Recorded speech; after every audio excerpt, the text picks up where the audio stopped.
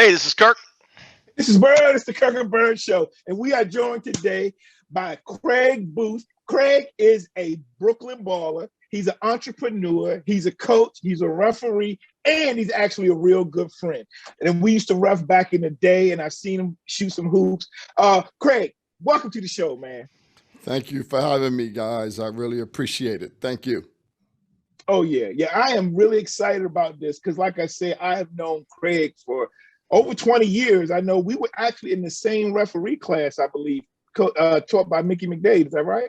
Exactly. Unfortunately, I had to take that class because I had just came from New York City, moved to the area, and I was in pro school refereeing pros, and they told me, this ain't got to do with pros. You want to do high school basketball, you got to go to take that class. Yeah. You were always a mentor and knew what you were doing, and I always enjoyed working with you. But I also know you got mad game. I also know you can coach. But we're excited to have you on to talk about a documentary that you produced and starred in about Brooklyn basketball, man. So I'm just, bro, I saw it and was blown away. I was blown away. So awesome. Ballside Middle is a documentary that you produced, and I'll let Kirk go from here with some questions about it, but just so proud of you, man. Like, dog, you did it with this. Thank you. Yeah. Craig, great to have you on our show. Thanks for taking the time. Ballside Middle School is the name of the documentary, and it's on Tubi. And before we get going, why don't you share with us how folks can find it and watch it? Because being a basketball junkie, growing up in this area, I love the whole thing. So how can people find that, Craig? Oh, thank you. Sure. So they can find it on their smart TV. It's the app called Tubi, Tubi. Mm-hmm. The great thing about it is free. So if you have a Roku TV or Vizio or Philips, they typically carry the app. If you don't see the app, just go and scroll or search for the app Tubi. It'll pop up. Once you get into the app, you can do the search engine and type in the word ball, Ball. We pop up right away. Cool. Or you could look under documentary and we'll pop up there. Okay. And I believe we're on the sports section as well. Okay, great. And you can watch it, on any computing object. You can watch it on a phone. You can watch it on. I mean, Craig, we run our stats, and like 85% of our videos are watched on a phone. But I watched it on the laptop. But if you have Roku, you go to add channel, you can do Tubi. So, bro, I watched it on my big screen, dog. I had to I gotta watch it on the big screen. I had the whole family, and I'm like, I know that, bro. No, I really know that, bro. Yeah. We had to get the whole cinematic experience, man. There you go. Like you in the theater. That's the way you look at it. Come on, Kirk. You got to look at it again. You got to see it in that cinematic view. I will. Absolutely. I got like 70 and let me say inches. this, y'all. Not in any way, because I know how this brother carries himself. When somebody says, yeah, I did a documentary. No, man, this is not just like me and Kirk walking around with our phone and the camera. Oh, it's completely professional. No, this is really legit. Like, this is true production. And, I'm thinking, well, I know this dude, like if I didn't know Craig, if I just sat down, and this is the type of thing, I binge and watch stuff like this all the time. Like, this is legit. This is in the framework of a 30 for 30. Like, it's that well produced. And so, Craig, you tell a riveting, a great story, one that I can relate to just in being growing up in an area where athletics was so important and impacted my life. But I'm also proud of what it's done. And where I grew up, basketball is grown, but it was a football environment, and so, like, to see what you guys were saying about basketball, I could just sit back and do the same thing with football and just some of the other great athletes. But I'm going to stop talking and I'm going to let you do this. Tell us about tell us again tell us the story, but also, like, go back, like, what made you even want to do this? Sure. So when I turned 50 years old, I wrote a book, and the book was My Stories, My Point of View, My Life. And that book just kind of said, hey, let me kind of focus on the first 50 years of my life, pay homage to 50 people that actually influenced my life. And when I finished the book, the criticism I got was you didn't have enough basketball in here, and people know basketball is at the center of my life. Yes. So during COVID, I said I'm going to write a book. You know, I was a little idle. So I'll write a second book, and the book will be centered around the basketball experiences I've had. Right. My future son-in-law and my daughter are filmmakers, and they said, "Nah, Dad, you need to film this." I said, "Well, why?" And they said, "Because your era is not being focused on because you didn't have film. Nobody walked around with an 8mm Right. camera. That's right. Not a lot of pictures, not a lot of things." So they said, we need to give it the visualization so that you could cement the legacies of those individuals I talked about, but also cement the history. And therefore it will live forever. As long as, you know, the planet lives, it'll live. So when we went out, I didn't know what to really expect, what to name it, what to do. But something in my heart said, I got to go to where the beginnings were for me, and the anchor, the story around the most pivotal place in Brooklyn at the time, which was St. John's Recreation Center. And then from there, I looked at its leader, Lester Roberts, and we went on. So we interviewed over 120 people. We gathered about 140 hours of film. And then maybe about 6 months into the process, the story started coming together. And we went in and we started building the story. But when we did a first version of it and we screened it in Brooklyn, everybody loved it. But cinematically, we screened it with some people in the industry, and they said, "You got a great story here, but this is not the way you tell stories in Hollywood. You got to change the way you do it." So we went to school and took up, you know, basically masterclass from individuals, went back and re-edited the film, and the version that you see to be picked up, because that version was really like at the center of the story. So to your point earlier, Kirk, when we spoke off camera, it was more reunion-like, bragging, yeah, we used to do this, and everybody was just happy to see themselves on screen. But the essence of the story that I was trying to tell was about some great men who had a gift, and they gave us the gift, which ultimately saved our lives. Yeah. Yeah, that's powerful. And you know, what I liked about it, Craig, was the level of detail. I was telling you off camera that you didn't go too wide, and then you didn't do too much with there's a lot of bling in Brooklyn. You know, Yes. Brooklyn is you know, I don't know if there's an area. I mean, it's a borough, but remember, Welcome Back Kotter used to say the 5th largest city in the United States, because Right. but it was a borough, and it's like it's the largest Jewish city in the world. Yep. And then for successful people, basketball players are one thing, but you got Barbara Streisand, Larry King, Sure. Calvin Klein. I mean, all these people, the Sure. Brooklyn Dodgers. So, what I liked about it is that you focused. You know, was it 5 individuals? Yeah. So Right. what we try to do in the film in the beginning is set the stage for what the 1970s and the early 1980s looked like.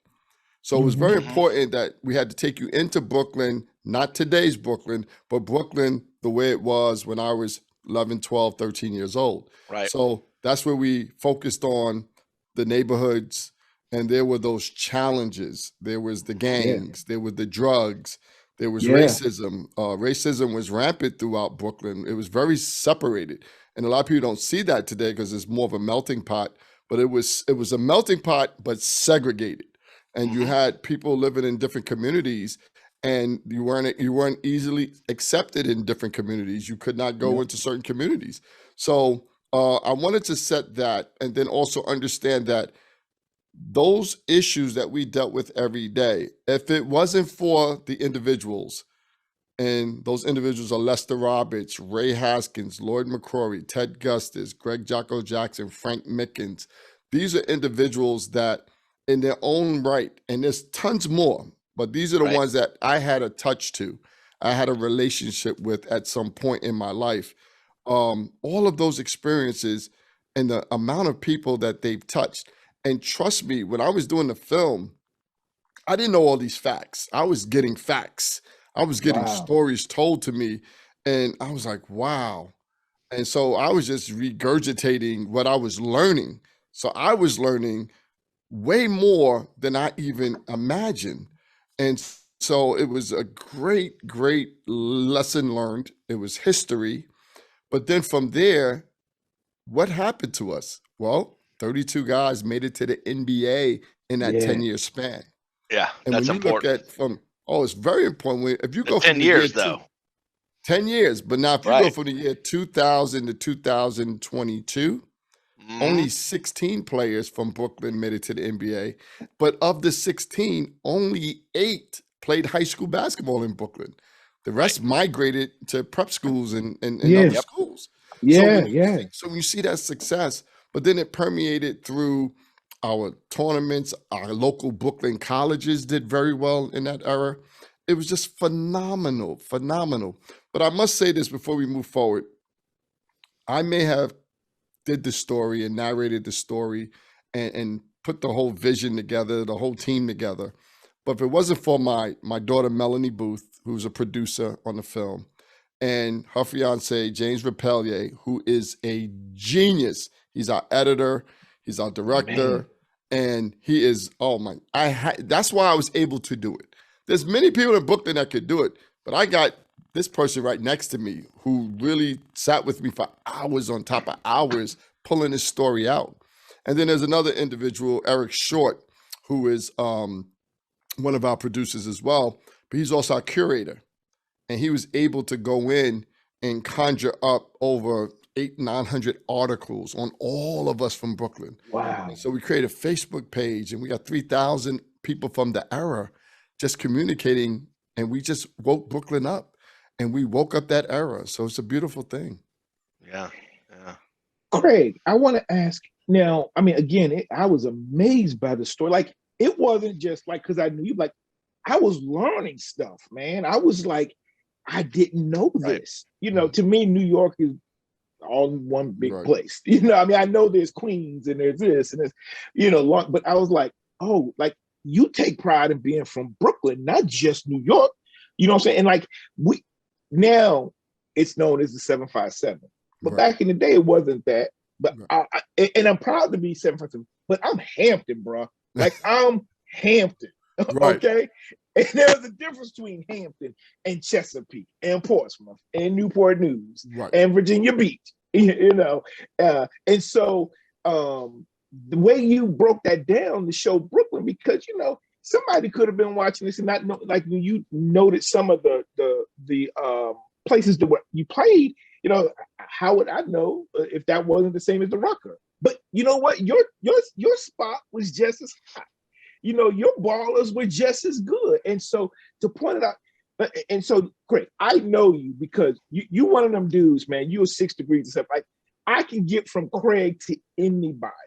So but you really know these guys. Like, tell me, how did you though get some of those professional ballers like on there? Like, did you really know them, or did somebody you know them? Because man, you had like dudes that were like guys I looked up to. Yeah, well, John Sally I grew up with. John Sally, fighter in the project right away from. I knew him since he was 12 years old, and played against him in high school. He's 2 years younger than me. He was 6 feet when I was 6'2" as a senior. He was 6 feet as a sophomore. And I always brag about my 18-5 on him. But Sally, I've known, and then of course he grew to 7 feet, and he had 4 NBA championship rings. So when I called Sally up, it was like, "What you need, fam?" And I said, let's talk. So Gil Reynolds, one of the great guys we talk about, was his coach. Ted Gustis was his coach. So when you talk about those two guys, you got to mention some of the players that came through their program. So Sally was a natural fit. Plus, you know, he's great on the camera. Rolando Blackman, we all know. Rolando Blackman, But Rolando, Ted Gustis coached Rolando. And we called Rolando up. Rolando flew in from Dallas, Texas, and met us in Brooklyn, because he works for the Dallas Mavericks. And he came in and we talked for 2.5 hours. We just chopping it up. But Rolando, his interview was powerful. And we're going to be doing something on him, a little small one, because we want to kind of get him out there and hopefully get him into the Hall of Fame, because he does have the numbers. Jeff Houston, who played for the Knicks and the Cavaliers, living in Florida. So I was able to zoom him in, and we had a great conversation. His voice is in the very beginning that says basketball was my paradise. It made me forget that I was poor. That's Jeff Houston's voice. We also interviewed Stuart Granger, who played at Villanova and then eventually played for the Cavaliers. We interviewed who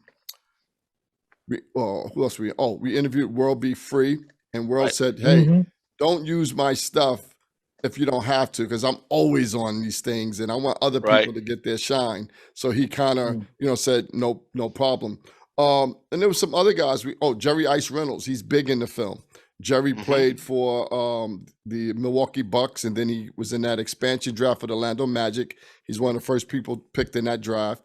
And then he had a very bad car accident, then came back to the league and wound up playing for the Bucks one more year. But Ice, he's at the center of the film because his high school team was phenomenal. Alexander Hamilton in 1981, they won the championship. But also Ice played for he played for Lester Roberts, and he played for Lloyd McCrory and Ray Haskins. So he played for three of the coaches, and Ice lives in Florida. We met up with him in Atlanta. And Ice gave us a phenomenal interview, and you can see him in the beginning of the film shooting with his son, and he's all throughout the film. But there were so many others that we talked to, and some we said we wanted to kind of narrow the focus on these coaches, because these players, they get their just due. We know about a lot of these players, especially the guys that made it to the NBA. But we wanted to make sure that we focused on the coaches, because behind all of these guys, when you look at the Hall of Famer Bernard King, his little brother Albert King, and then you look at World Be Free and Greg Jocko Jackson, both NBA guys, Jeff Houston, NBA guy, and Lorenzo Charles, who lived across the street from me. I grew up with Lorenzo Charles, rest in peace. Oh, wow. Yeah.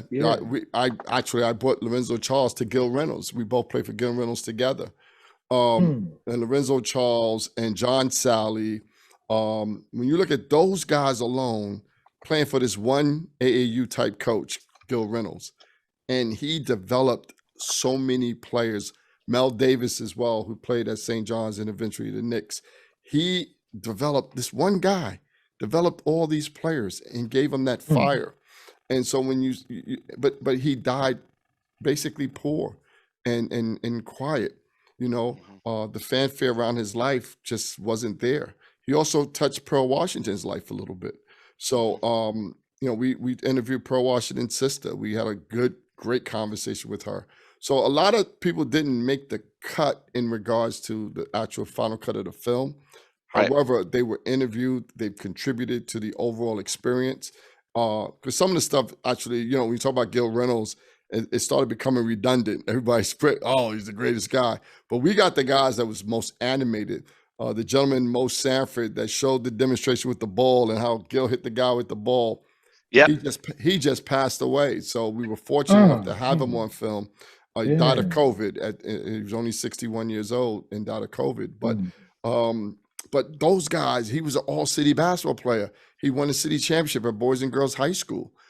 These are guys that we wanted to feature who had because these men changed their lives. And so we really wanted to get them on camera. And I think that was the purpose, wasn't just to, get the superstar. I mean, I could have knocked on, I talked to Bernard through people. Albert King, we talked to directly because Eric Short and Albert King, they're a little bit older than me. My era was more Chris Mullin. And I talked to Chris's brother, Terrence Mullen. We had a great hour conversation. Chris couldn't do it because he had a contractual issue, but I'm good friends with Chris Mullen. I know Chris Mullen. There's a lot of people, we all kind of know each other because it's basketball. But for the most part, we had to kind of pick and choose which people gave us the most, either there was an eye-opening, I didn't know that. Like I didn't know Lester Roberts was so influential in diversifying referees in the NBA and NCAA. That was incredible. Craig, what high school did you go to? I went to South Shore High School. Okay. Yeah. Go Vikings. I went and studied. Yeah, because after I watched of course I caught up with, listening to high schools, with Hamilton, and it Yes, seems like Boys and Girls was just a powerhouse, it's and tough. Yeah, yeah, yeah. Boys and and then you girls had had a public and you lot had of depth. private. Was it Carnassi, or how do you say Canarsie, it? Canarsie, Canarsie. Canarsie in that era, Canarsie and Boys and Girls High and Lafayette High School, and those three. Then Alexander Hamilton is in the conversation, but then right after that, my school and Lincoln High School. Lincoln became a powerhouse in the '90s with the Marbury, Right. I would Stephon say Marbury Lincoln. That's where stuff. Stephon That's Marbury went to public. school. Yeah, and Yeah. Sebastian Telfair. Yeah, see, It's they're the best. after Yeah, us. yeah. Yeah, they're Geno if Shuttlesworth you want to went do there another too. 10 years, and here they come. Bro, I was just gonna say, Yeah. man, look, bro, this could end up because I'm looking at some of the names of the people there, like they just missed 85, Yeah. and Yeah. you could do the next 10 years or the next 20 or absolutely. whatever. But like, bro, like I was thinking about, I was saying Benji, but like you could end up making this a whole little series with like 4 or 5 episodes, man. Well, Right. let's talk about that just briefly, because that's the goal. The Okay. goal is that Netflix or Yep. Amazon picks up, says, "Hey, let's do a docu-series. We still got 100 hours of film not used.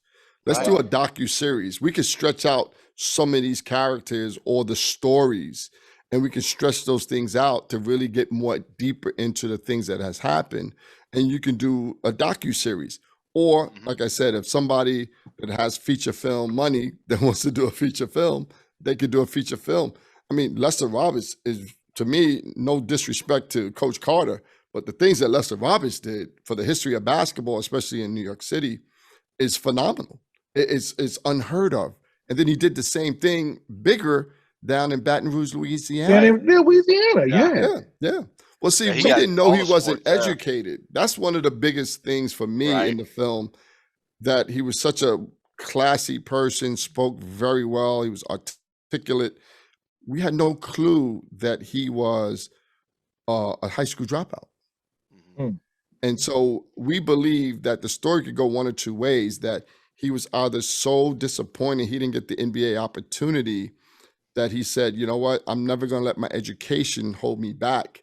So I'm going to go. And he went to junior college, got his GED, and then eventually his 2-year degree. And well, the other part of it is, he was taking care of so many other people. He said, it's time for me to, kind of do what I need to do for myself. Mhm. Yeah.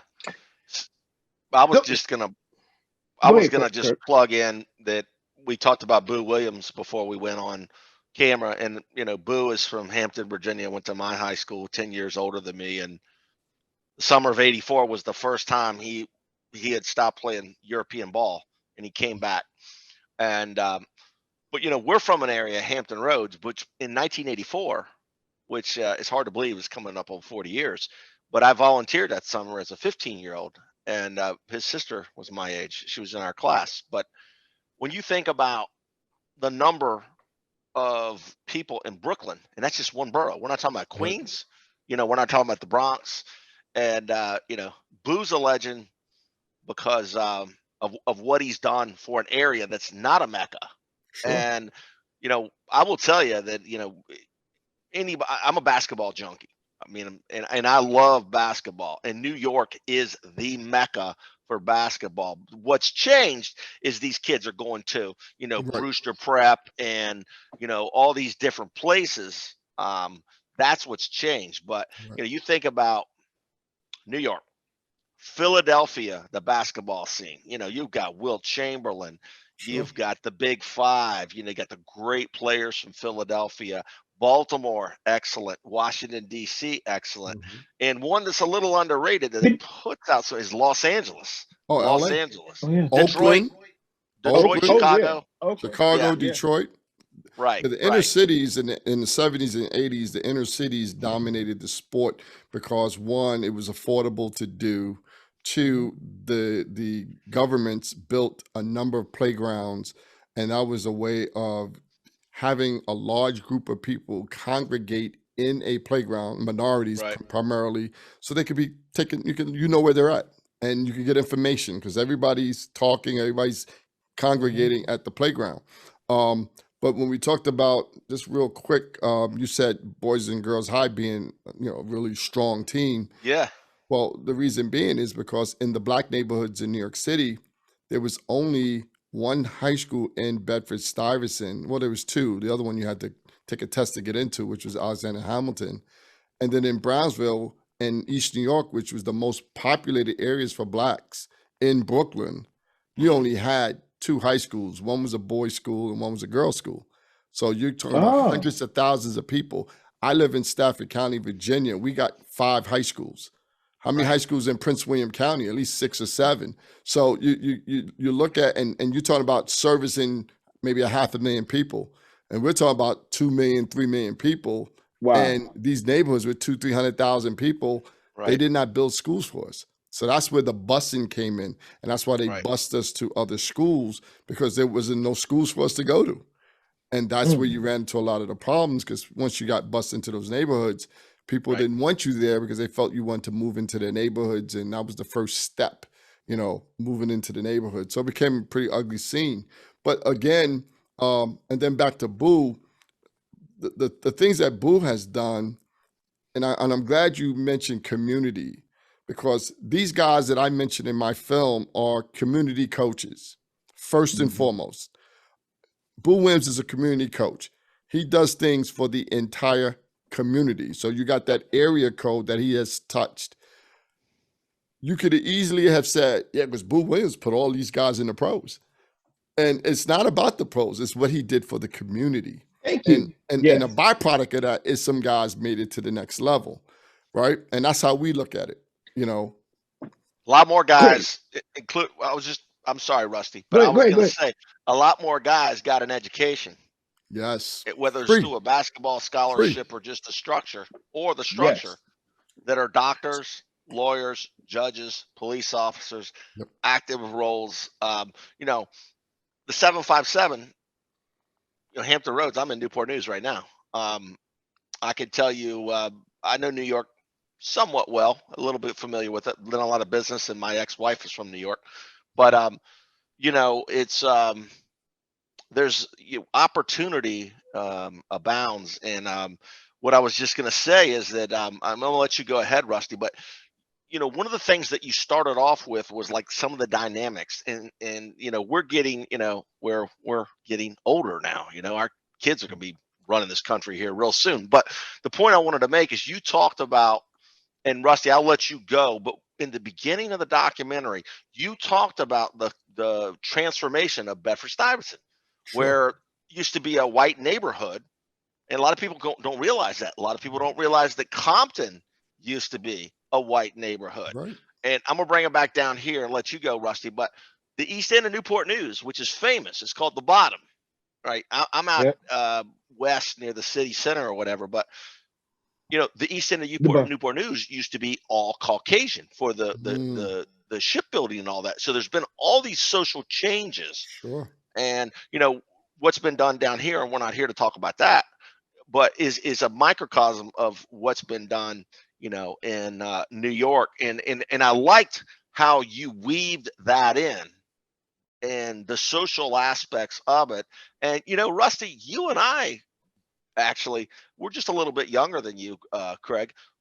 I got bused pretty far, to racially mix the schools. So go ahead, Rusty. I just wanted to get that in there. No, we talked about that when we interviewed Robert Banks and Kevin Gould about how they were doing, nobody called it busing, but they were busing. Like they were doing it. Like, why did you live right here but go all the way over there? Yeah. But I wanted to, one of the things I wanted to point out in two things is when you talk about community and not everybody making it to the league or whatever, or even Division I, what everybody talks about is that, that's why we do this show.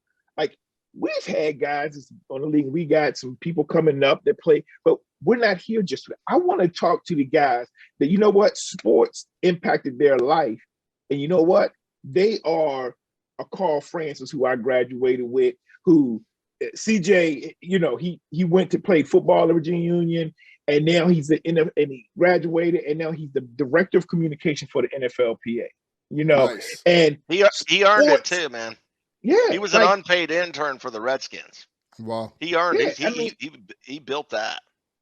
And so, but from there, he also started the Hampton Roads Youth Foundation, where we do a football camp. He does a football camp along with Vernon Lee from Hampton High School. But these are all guys, Hampton guys, class of '87. But like they started a camp like 26 years ago because we didn't have camps to go to for football. So it's been going on now. But you come just like what you did with that film. We come back every summer. The camp, we actually had it weekend before last, but it's where we're sitting around and we're like, we've guys for the last 40 years that, you know, right. we come back and we talk, like the camp's going on. My son is there and you got guys that played and they're helping run the camp. Dwight Hollier was an All-American at UNC and played for the Dolphins, played in the league for 9 years. Or you got Todd Kelly, who I played with, first round pick of the 49ers. You know, but we all come home and we just telling these stories, some of them true, some of them not. Right. Expanded. Look, it's the funny thing about it. Against each other, we talk about how we crushed each other. But what I love is when you bring your kid, somebody's going to tell my kid how great I was. Absolutely. And I might not even have been as good, but then I'm doing the same. But as soon as our kids go, oh, dude, you know you won't. Right. Like his guys. Exactly. Right. But like I'm pumping you up, like, you know, my boy Keith Custis or whatever. It's like, bruh, like your dad was the man. And actually they were, but like sometimes your kids don't know. Like, no, dad, no, really, like Keith Boothe was a ball. I mean, Craig Boothe was a baller, dog. Right. And I'll say this. I joke Kirk all the time because we do this show. I ran track, played football with a great program. But Kirk, played tennis, ran cross country, and he played basketball. Let me say this.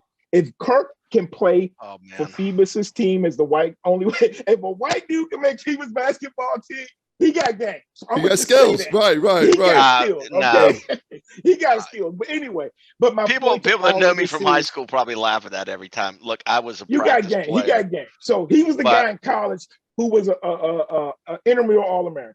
But look, just the thing. I was going to say something that comes to mind is we all talk about this are the guys that did not make it. And I've seen so many great athletes. Dwight Vick has a wonderful podcast, Victory Life Legacy, and people should check that out. It's a good one. But he had Terry Kirby on. That's my favorite one. Terry Kirby was the #1 player in the country. His son just verbal to UVA. I think he's a tight end. He's down in Fort Lauderdale. But he said, look, I wasn't the best. And he was the consensus #1 player in the country, big time. But he's like, there are so many guys who are academic or they got caught up in the wrong stuff. And if you think about how many of those are from Brooklyn, you know, there's guys that are just unbelievable. Tons. Yeah. That's the thing. That's the thing. And so crazy. This other thing I want to do. So my major point that I was just trying to make is that the impact that sports has had on so many people beyond the guys that you talk about that made it to the league. And those are the guys we want on this show.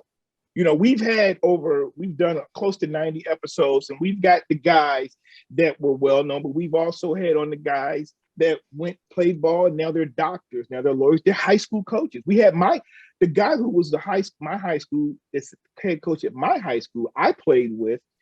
He's 2 years of Creighton and Convenience, but he played, you know, for UNC and he's impacting the community by going back and coaching.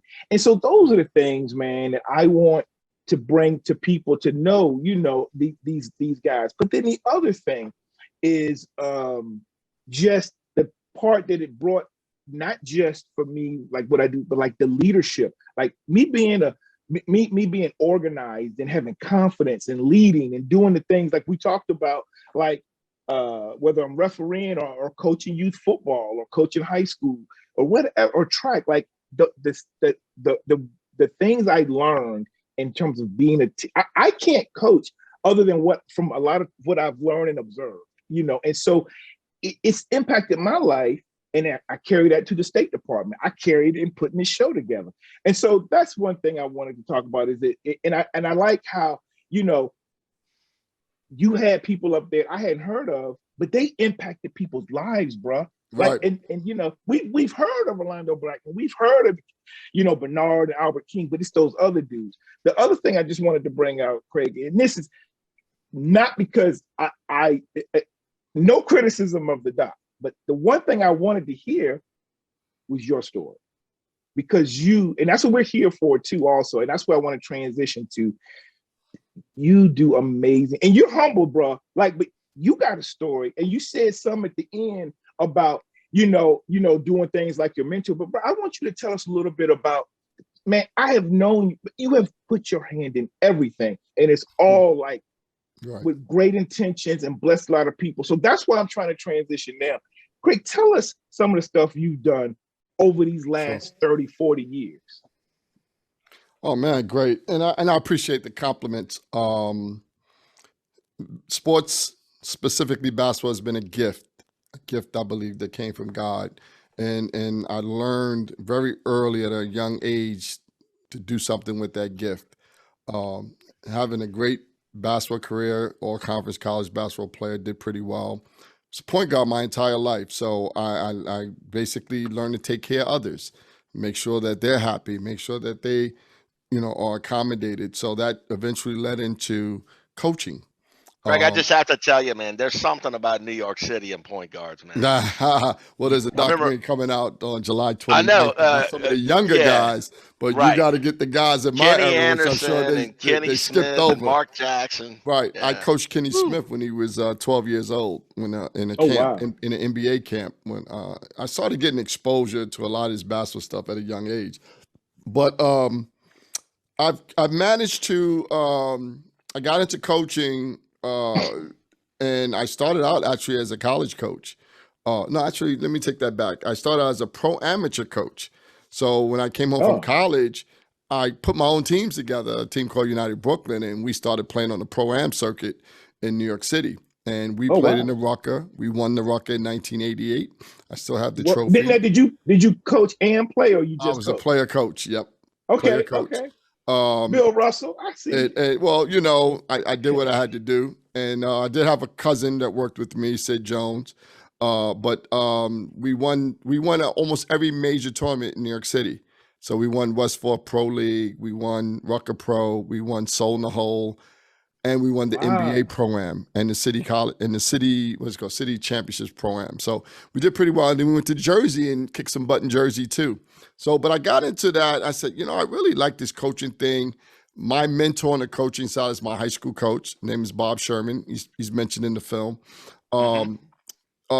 Jewish guy that just loved on me, and to this day he loves on me.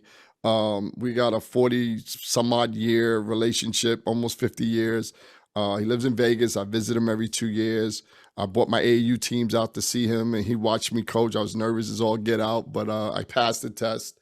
But so anyway, coached in there. Then I got into college coaching. I was assistant coach at Montgomery Tacoma Park in Maryland for 4 years. Okay. Had some struggles there. Learned a lot about bad teams. We played against a Steve Francis team and lost by almost 100.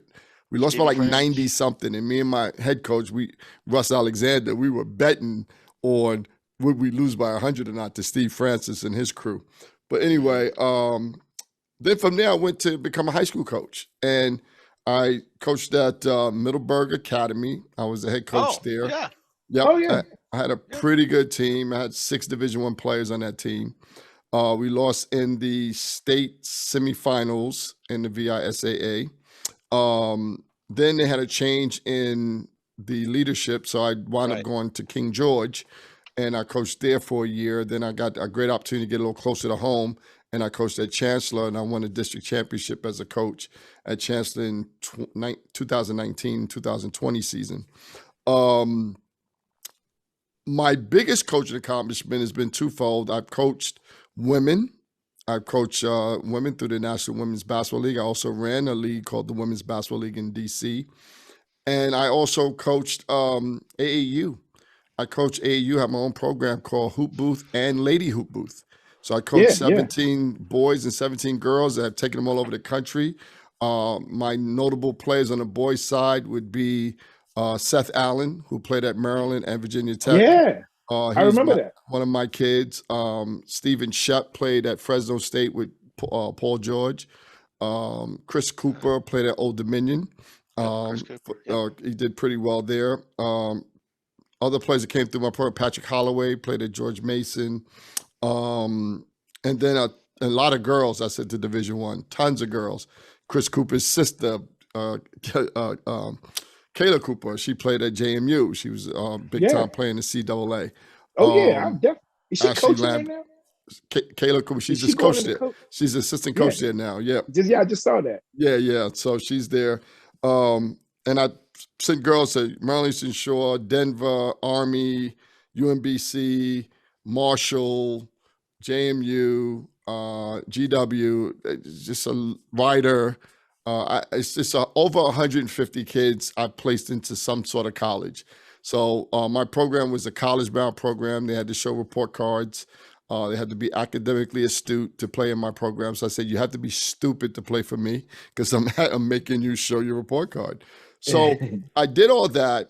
And then in 2007, I was blessed to open up a small training facility called the Basketball Boothe Academy. And 1 year later, I opened up an 80,000 square foot sports facility called the Sports Boothe in Stafford on Route 1. And one of my confidants in that was Boo Williams, because Boo had just opened up his facility. Yeah. And him and I, so Boo Williams, Curtis Simon, and myself were 3 African-American men that owned and operated big sports complexes in Virginia. And so we created sort of this fraternity where we bounced ideas off each other and just talk about how tired we were and how tough it was to run those facilities. So I had that facility for 4 years and then shut that facility down, not because I wanted to, but because there was some legal matters going on between the landlords of the building. So from there, I pulled out my sport event management company that I had inside called Big Time Hoops. Yeah. And Big Time Hoops, I partnered with a gentleman by the name of Jay Lambert. It's like a little brother to me. And we ran that for about 5 years. And then I eventually gave him the company. And Big Time Hoops, they host at least 60 to 70 events a year all over the country. So he really took it off to another level. I started up a company called Boothe Global Sports with my son. And now we have a new brand out. We've had this company for about 10 years. And we have a new brand out called We Hoop. And we just hosted a few events across. We just came from Charlotte last week, but We Hoop has camps. We have a 3-on-3 coming up this fall. We do high school classics. We help high schools raise money.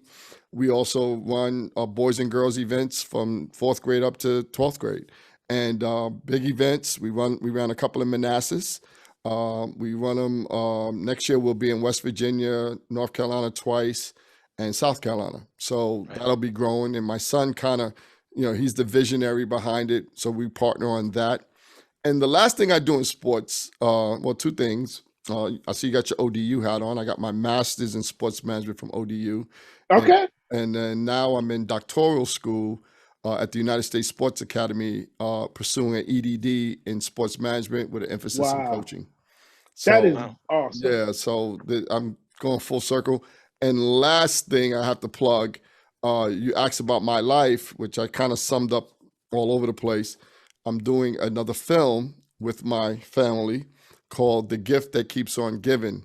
And it'll be about my basketball journey from Virginia, when I first got to Virginia 30 years ago. That's what I wanted to hear. 30 years? Okay. 30 years I do a little bit from before, but bro, like I said, again, y'all, Craig can talk, but he's a humble bro. Like I didn't know any of this stuff. He didn't it's like, oh man, really? And I believe it. I just didn't know, and so you bro, like you have done so many amazing things and you still got so much more to do. So that's why I want our audience to hear your story. I'm glad I walked away saying, only thing is I want to know more about Craig. Right. I'm glad to know that's coming. And the gift that keeps on giving. And that's the Virginia story. Yeah. That's the blessing. So I just want so you mentioned this in the doc, but can you go into in case anybody doesn't realize it and have to get to the end, but how did you come up with the name? Sure. So Ballside Middle is the drill that I learned at Brooklyn, USA. And it's the first drill that when I started coaching and had my own teams, and I've been a head coach of, like I said, 18 years AAU and 10 or 12 years of high school ball.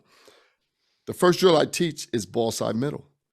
And it wasn't because somebody told me I had to teach it. It's what I learned at 12 years old. So I carried that. And all my kids will tell you, and you'll hear in the next film, they say, everything is Ballside Middle. We start with defensive slides, and then we go right into Ballside Middle. It sets the tone, sets the pace. So meanwhile, I go back and I'm doing the film, and I'm anchoring the film at the very place I learned Ballside Middle, St. John's, and the person who created the drill, which was Lester Roberts. Mm-hmm.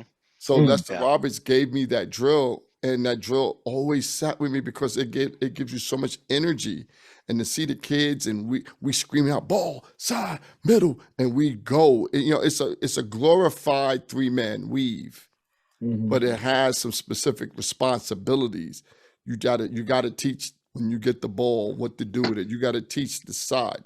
So now I took that and said, let me use this as a description of the film.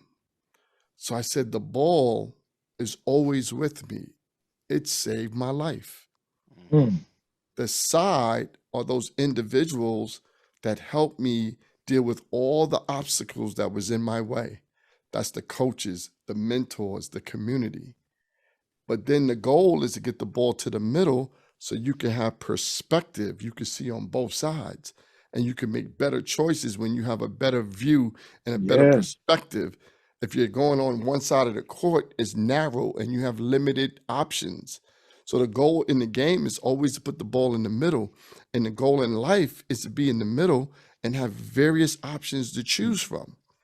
And it just broadened your lens. So Ballside Middle became a metaphor for the film, but it's also the drill created by Lester Roberts.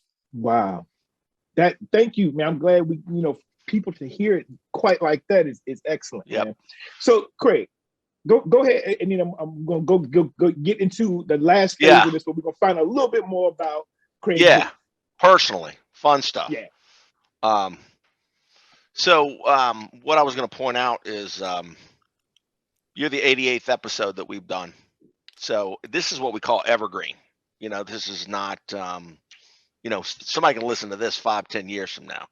Some of the other things, but I just wanted to point out that we've put out like something like this, and that is where Rusty and I spoke about the best basketball players in Virginia, and that is our episode 75. And then one that's done extremely well, really well.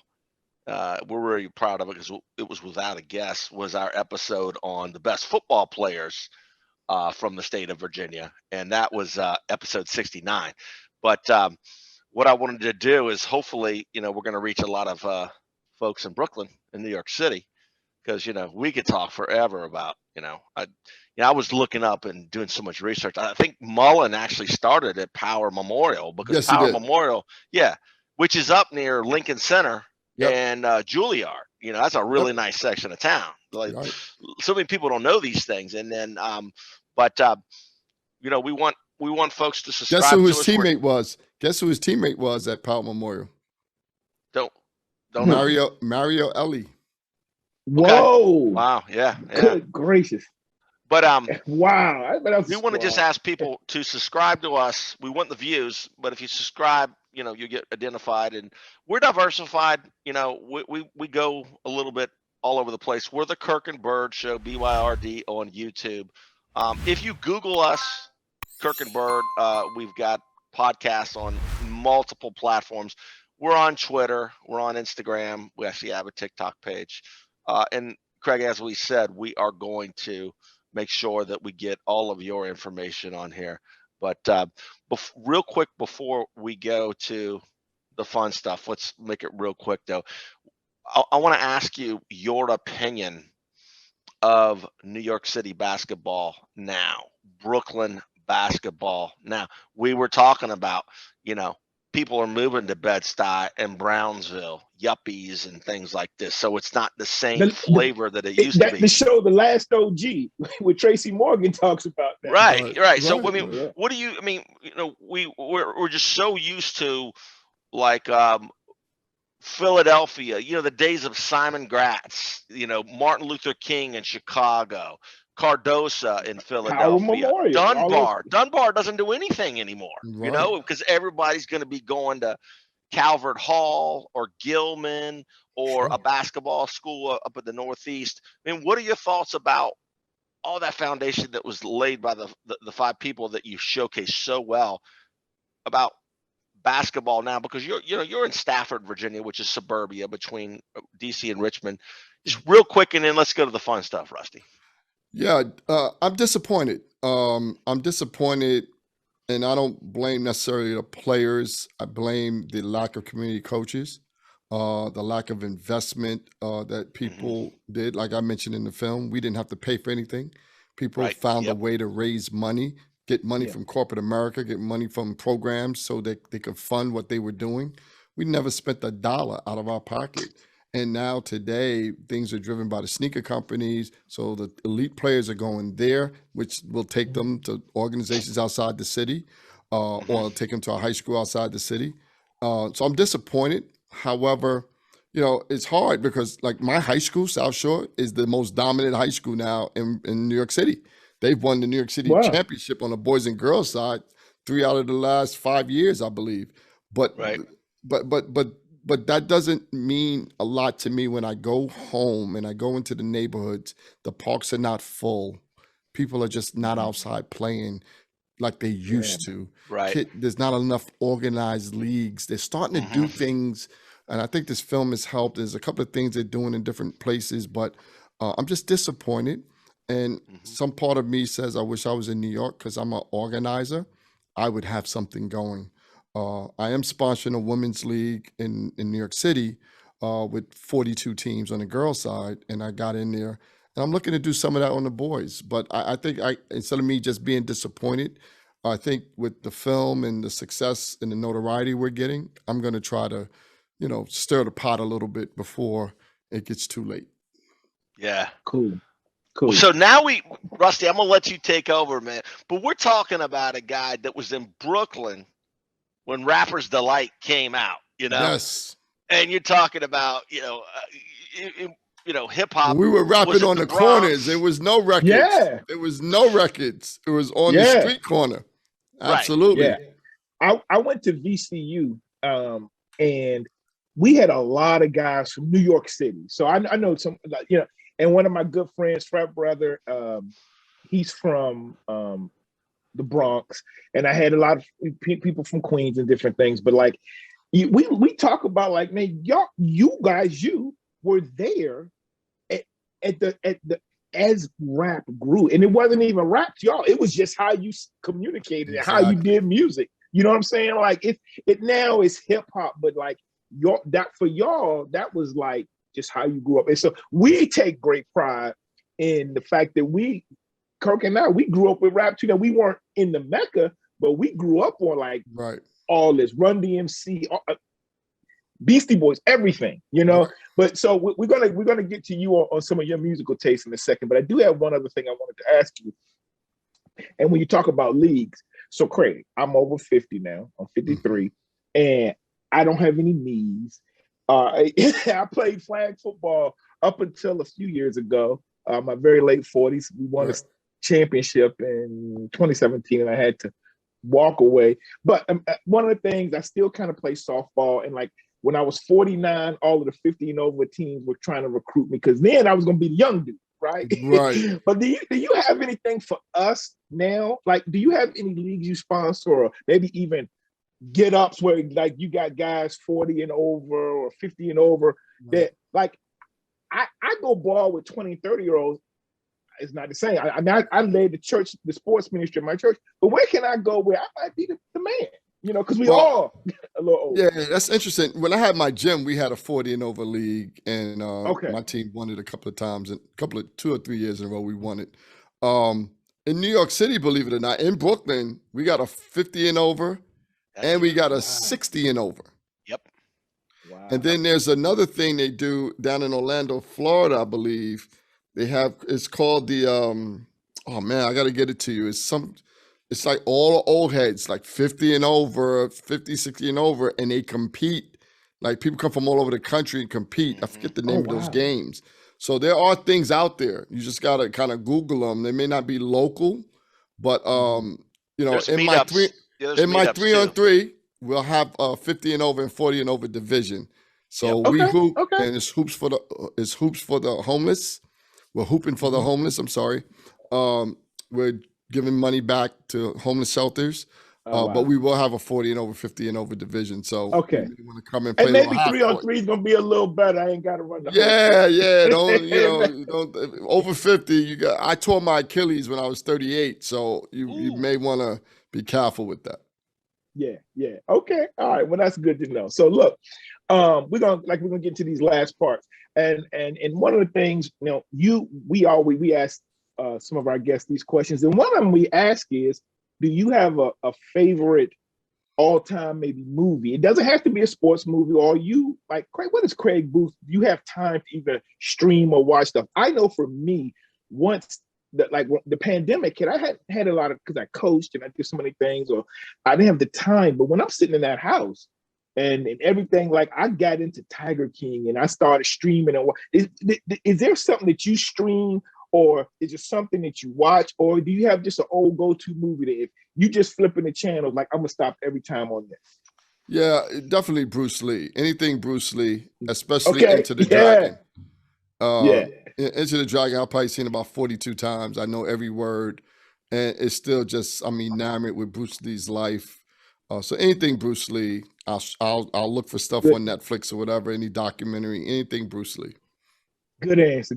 For me, you know, it's funny because I really love what you did, but my favorite movie of all time is Hoop Dreams. Hoop Dreams. And it was a documentary in the 90s, you know, with William Gates and Arthur Agee.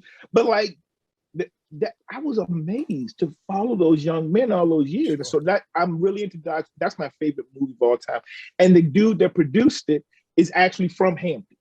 Oh, really? Okay. Yeah, he played basketball at Hampton High School, and he actually produced the Allen Iverson 30 for 30. Ah.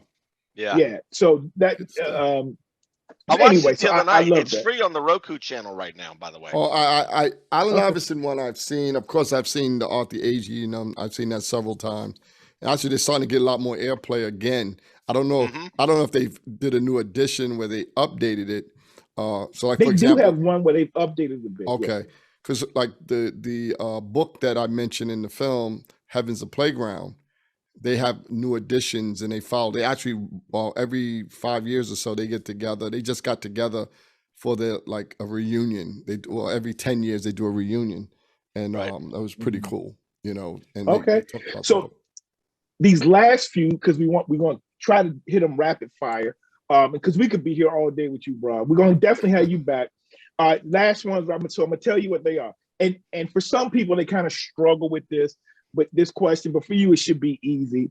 But it doesn't have to be some very famous. But is there anybody in your phone that you can text and they'd hit you right back that we would find interesting? Now, it doesn't have to be the most famous person in the world. But like, I went to high school with Allen Iverson. I mean, I went to the same high school. He's 7 years younger than me, just like he went to school with Boothe. But like, you know, is there somebody, and I know this because you said some names, but anybody in your phone you could text, they hit you back, and we'd be like, oh, snap. Okay.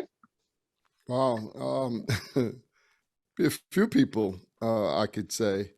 I mean, definitely the guys in the film that you saw, John Sally, Rolando Blackman, we talk all the time. I would say, from a coaching perspective, Buzz Williams. You know, I kick it with Buzz all the time. I had a losing streak at King George, and I hit him, and I said, "Listen, I done ran out of speeches." He said, "Stop talking." So I said, "Craig, stop talking. You know, just figure it out." You know, in old school basketball guys, like from back in the day, would be Sam Worthen, who is my idol. And somebody I patterned my game after. He's somebody that on a whim I could hit him up. I've been fortunate, maybe not to say people I could hit up, but I've met some pretty interesting people in this world. I had lunch with Maya Angelou. Wow. My wife and I have taken pictures with Oprah Winfrey. I have them all on my wall here in the basement. Coretta Scott King, Hillary Clinton, Dr. Dorothy Height, Don King. So I've met some people and a lot of music people, a lot of celebrities on the music front. Okay. Right. All right. Last two we want to hit you with is, and this is, we would need more time, but if you were given after taxes, you got $5 billion. All right, $5 billion. What are you going to do with it? I'm going to create. 5 million? Billion. 5 billion. Billion, bro. Oh, like B. Okay, yeah. I guess we live in a different time. I know you're rolling with 5 million right now. 5 million. 5 million ain't a lot of money. That was your 2021, 2020 income tax. No, billion. Oh yeah. I'm gonna find 200 people that I know with 5 billion. I'm gonna make them multi-millionaires. 200 people. So I'm gonna give 200 people at least $2 million.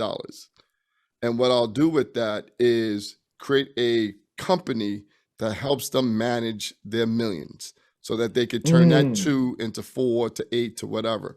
You know, one of my backgrounds is 30 years in finance, which I didn't mention to you. I was a senior director at both Fannie Mae and Freddie Mac, and also worked on Wall Street for 10 years with some of the largest international banks in the world. And currently have a risk management consulting firm, and I have a Fortune 25 client right now. So that's how I make my money. But sports is what I give back to the world, but I make my money in the financial services industry. I do risk management now. But so I know a little bit about money and kind of how to stretch it a little bit. So for me, I would definitely create millionaires, and especially people. Because I know I got about 50 family members I can make millionaires tomorrow, but they'll be broke in 6 months. So James, real quick, and I'll let you. I'm looking. I want to keep this under an hour. 30 seconds. If somebody had $1 million in cash right now, and we're talking about somebody that has $1 million in cash that's not desperate, has a decent living. 30 seconds. What would you recommend they do in this market right now today? Purchase real estate. Okay. Stay away from Bitcoins. Yeah. You don't think real estate's going to be better in about a year to purchase? Doesn't matter. Buy it now. Buy it now. Even if the real estate maybe you may deem the real estate being a little bit high for the market, but still, if you got $1 million to like throwaway money, buy real estate. Buy 2 or 3 houses. You wouldn't wait for this. You wouldn't wait for this whole point rise from the Fed. Nope. Okay. Yeah. All right. I love that go ahead. That's right. Yeah. Yeah. Good. And then this is the last thing, bro. Last one. All right. What is your favorite genre of music? Because I can't assume it's rap. It could be something else. And then who's your favorite musical artist of all time? Group or rap? Individual? So I'll let you in on a little secret, Rusty, and you have to come visit me at my house. I've been DJing since I was 13 years old. I have a DJ studio. So there is no music that I do not like, but I'll tell you some music that I really like that you probably would be surprised about. I am heavy into soca music. So soca music is music from the islands, right? Trinidad, Haiti. Because my wife is Trinidadian, so I got turned on to that about 25, 30 years ago. So that's my thing. But today I really am learning a lot more about. It's called Ami Piano, AMI Piano, and that's from South Africa. And it's a mix of house music and Afro beats. And so my favorite genre of music actually is house music. I'm a house head, coming from New York, I'm a house head. Yep. And my favorite artist of all time. Yeah. Is that what you guys are asking? Of all time? Yep. All time. It's got to be Michael Jackson. Oh. Okay, because one of the questions we sometimes have up here is Prince or Michael. Prince or Michael. Michael. I'm Michael. I'm MJ. I'm MJ all day. All day long. Yes. All day long. And what Craig would be? I mean, Kirk. You're Prince, right? Kirk, Yeah. you're Prince, right? I love All Michael Jackson, but I just think Prince is more talented, music-wise. He can Michael play had every some- instrument. Michael had help with his brothers. Yeah. Man, so look, Kirk, I'll go ahead and finish and I'll wrap it up, but you have blessed us, Craig, man. That I appreciate you joining the show. I'm gonna continue to spread the word about this. If every little phase of this, if you ever want to come back, we don't have to do 50 minutes or an hour, bro. We just do 20 minutes, 10 minutes. Let people know what's going on. Because, man, like I said, you're humble, but you are blessing a lot of people. Right. You're right here. You're right here, bro, in Stafford. Mm-hmm. I know the work you're doing in Prince William and Fredericksburg and DC, PG. Like, you're blessing a lot of people, man. And it's not about promoting you as much as about the way you're using with your gifts that you bless with to bless others. So I appreciate it. And I would hope to get you guys on my podcast, because I do a podcast on basketball wellness. And I would like to have a discussion with both of you, because you guys are really into this, about the craziness of our parents at AAU basketball games. Oh, Boothe Williams, and I want to hear stories. Bro, yeah, Boothe Williams says it's not the kids, it's the parents. Oh, absolutely. Absolutely. Crazy. I've been wrestling for 20-some plus years. And I tell people all the time, the biggest thing for me has never been the players or the coaches. It's been, and not even just the fans in high school, but it's been the fans at an AAU or a rec ball game. Yeah. Rec ball parents. Yeah. Parents. So that's a good subject. Yeah, man. And if you want to do it and have me come on and talk, I got stories for you. We can talk referee stuff all day long. You know that, Rusty. I ref at every level, Kirk. I ref D1, D2, D3, JUCO, high school championships, everything. So I got stories. You got the story. Yes. Bro. Hey, bro. And, Craig, I coach track, and I'm gonna tell you, and I used to say this, so I coach my daughter in like travel and soccer and all that. But the biggest thing for me, I also got stories about parents in youth football. Because football mamas ain't like no other mamas out there. Football mamas, let me tell you something. Now, I'm telling you, bro, I saw this in flag football with 5-year-olds.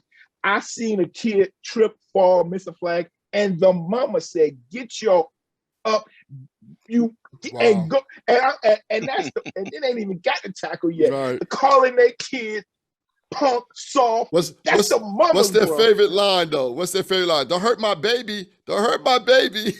Right. That was my mom. But then when we was on defense, she was like, knock him out.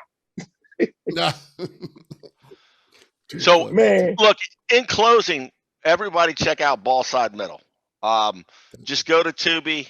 You know, you can watch it on any device if you want to watch it on the big screen, which I have not done yet. It is really good if you're into basketball, and Greg, it's even if you're not into basketball, it's just great to hear. And can I just add, they can go to the website, which is ballsidemiddle.doc.com. And the reason why I'm asking you to go there, we have a number of short mini stories. Yeah, I saw that. Yeah, so there'll be some good information for people as well. We'll put that in the very beginning too. Okay, also. Thank you. Ballside Middle. And then, by the way, Who is Boothe for Boothe Williams is coming out next month in August. They're going to have they're having an event around it. So that's going to be fascinating also because of who he knows and where he's been. And the thing that I would say is maybe another episode that would be fun is just to have an episode maybe with you and a couple other people about New York City basketball. And then, Rusty, I'd like to have somebody on here about Philadelphia basketball and Baltimore basketball and DC basketball. And then we could go on from there. I'm going to tell Craig this because we got somebody from Baltimore who's going to represent Maryland. Now, what we can do is I want to have a show where I get the whole state of Virginia. Now, I could go 757, all right? Not as much, but I might go whole state of Virginia versus New York. Hold on, versus New York. Or I could go just against Brooklyn. So we're going to have to do that, okay? We're going to have to do that, Craig.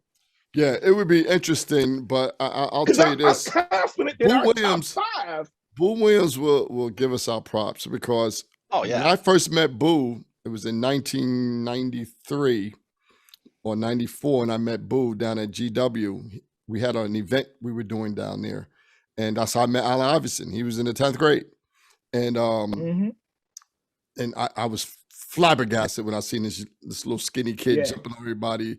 But Riverside Hawks came through. Ron Artest, Elton Brand, you know, and it was a wrap. 2 years in a row, they stomped the whole competition from DC Assault to Boo Williams. So Boo had pretty good teams back then. But again, you know, listen, I love ball. I think that on any given Sunday, Friday, Saturday, anybody can be beat. Look at this. Golden State kids are beating everybody in the NBA. We never thought that. So to me, you know, New York, it's because we live and breathe it. It was our way out, and it was in our DNA. But New York has changed. And so because it's changed, we're not as hungry as we used to be for basketball. Right. And so we've fallen off. And that's why, you know, and it's sad to see what's going on with the Nets, the Knicks. It's a sad story. That's another show, man. But that's another show, man. Yeah. All right. So, Craig, pleasure having you on. I got to find time to watch that documentary again now that I've spoken to you. So, and the last thing I want to say is this. All right, we get subscribers from this, but we get views. Let's see if we can make the Craig Boothe episode have the highest amount of views. All right, we need your help with that, Craig. We don't care if we get 50 views. We don't care because we're gonna get you. We're gonna get Ballside Middle some views. Well, so. We got 3,000 members on our Facebook, so you send me the link, and boom, they all gonna get it. Because we've had some people on from Virginia Tech. We've had close to 1,700 with some, close to 2,000. But let's see if the Craig Boothe episode can be the all-time biggest. All right, let's do it. All right. Well, thanks again, bro. I'm so glad we got to reconnect, man. Look, I'm gonna have to come out there, and we just gotta hook up, man. Oh yeah. Because we could do this all day, just talking. Come listen to some music. Come listen to some music. Mix it up for you. No doubt. Yep. All right. Thank you, guys. I appreciate you, man. Yeah. Thank you. All right. So look, this has been Craig Boothe, Kirk Hilliard, and your boy Rusty Bird. Kirk and Bird are out.